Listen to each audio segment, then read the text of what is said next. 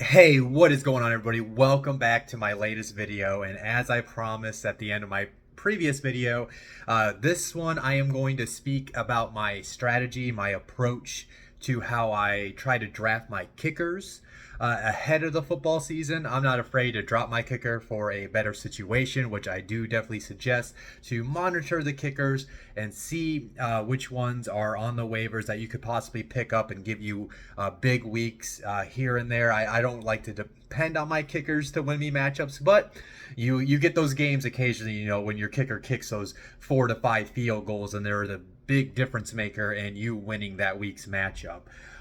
So my approach with kickers is it's been the same. It's always like, sometimes you maybe want to get the best kicker in the league, which is understandable. Justin Tucker, I'll speak about him. He's definitely a guy that I have no qualms if you pick him as your kicker and you set him and you forget him until his bye week.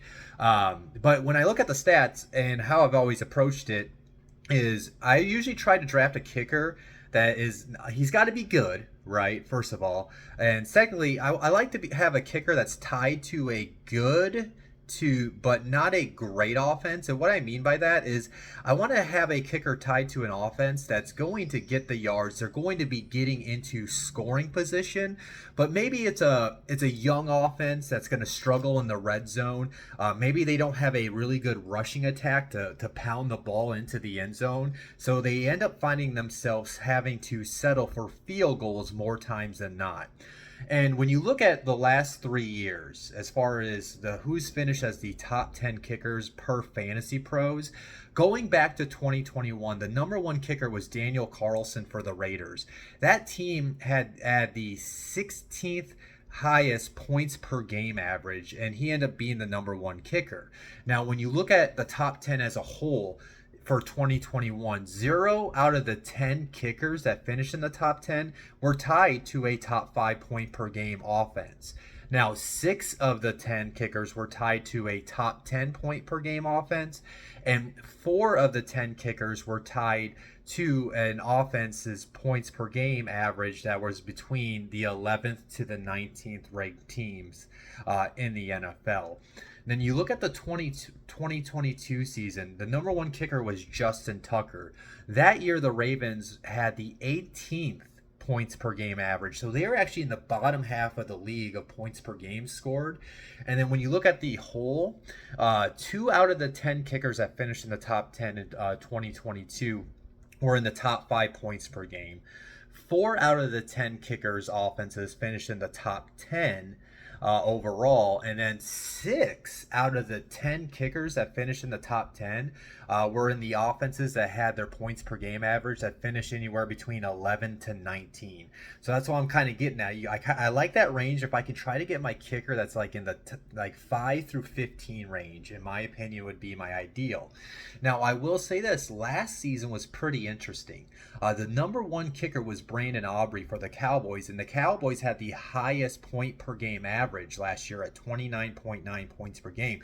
But you got to keep in mind, Aubrey made a lot of kicks last year, and he was a big reason why, besides the offense explosion from the Cowboys, he did help their average be that high and reason why they were the number one.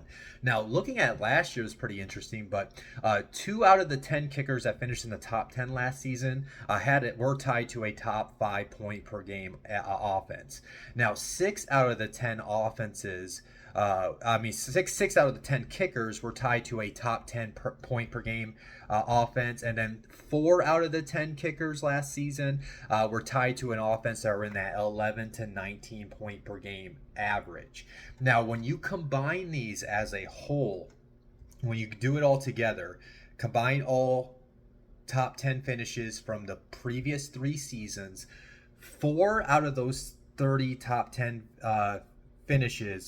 were tied to a top 5 point per game offense. Now, 16 of the 30 kickers were tied to an offense that did finish in the top 10 points per game. Now, if you remove those kickers that were tied to a top 5 offense, 12 out of the 30 were tied to an offense that finished between 6 through 10 in the points per game average.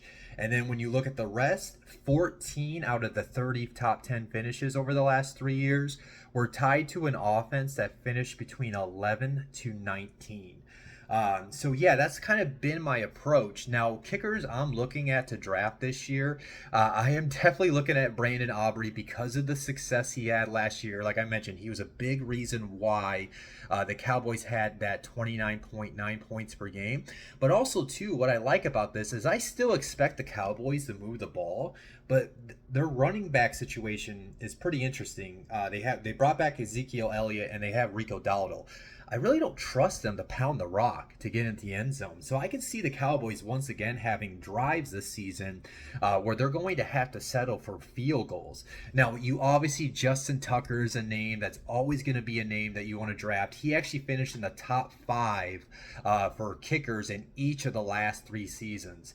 In 2021, he was the number 4 kicker. 2022, like I mentioned, he was the number 1 kicker. And then last year, he was the number 2 kicker. So yeah, easily Justin Tucker's an easy pick. I feel like no matter what the potential Ravens offensive situation would be. Now, other names: Jake Elliott tied to the Eagles.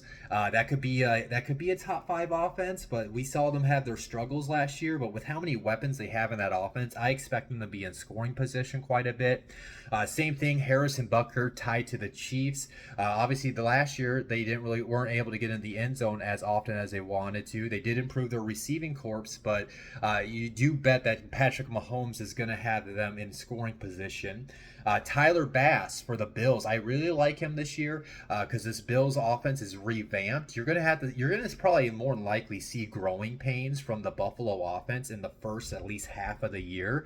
So which could lead to struggles when they get closer to the red zone, which would give more opportunities for Tyler Bass to get out there and kick those field goals. Matt Gay, the Colts kicker. This will ideally for the Colts. Anthony Richardson will be healthy all season long. But again, that should be a good offense. We saw them move the ball quite a bit last year with Gardner Minshew. But again, Anthony Richardson, he's got a very high ceiling, but he's still going to have some woes as a young quarterback. He's going to have his struggles at times when the Colts get closer to the red zone, which could lead to those field goal opportunities for Matt Gay. Ka'imi Fairbairn, he's always been a very solid fantasy kicker.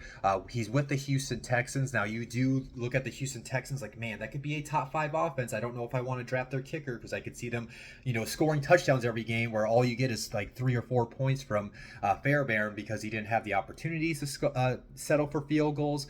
But again, he is tied for a potential big year. Like I mentioned, I like good kickers tied to good offenses, but sometimes they end up turning into great offenses that could backfire on you. And then you do want to pivot if you need to, if Fairbairn is only getting you 3 to 4 points a game. But again, I think he's definitely worth a draft selection to at least start your season. Young Ho Koo for the Falcons. You got Kirk Cousins down there. I trust that this offense is going to be in scoring position more times than it was last season. And again, this is like a whole new situation, right? Kirk's with a whole new offense.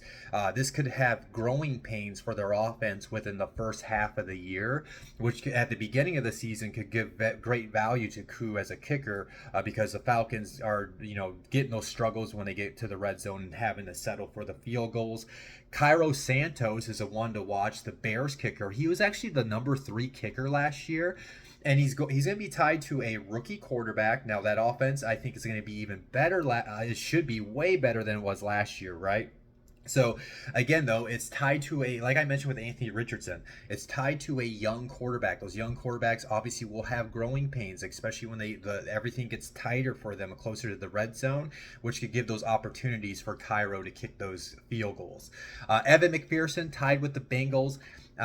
Bengals always have a potential top 5 offense with Joe Burrow, which is kind of like, man, I don't know if I want to trust it. But again, sometimes you just want to start with a great kicker. Then if you do have to adjust because this offense is always scoring touchdowns, you're just not getting those field goal opportunities, you can. Same thing with Jake Moody, the 49ers kicker, tied to an offense that could easily be a top 5 offense where there are scoring touchdowns every single year. But the reason why I like Evan McPherson and Jake Moody still is I trust their offenses are going to put them in field goal position more times times than not. And then if I just can't trust him every week because they keep on getting touchdowns and those kickers get like 3 to 4 points, like I keep on saying, it's not you don't have to like lock and chain yourself to these kickers. You can adjust and go try to find a kicker that is getting those field goal opportunities over their offenses scoring touchdowns consistently. A name you guys maybe have not heard of is Jake Bates. He was a kicker in the UFL this past season. He actually played for the Michigan team. He signed with Detroit Lions, and that's where he was kicking these field goals. He was making what, like 60-yard field goals in that Lions stadium. Now it's going to be a different atmosphere when it's the NFL game. There's more of a bigger crowd he's going to have to deal with.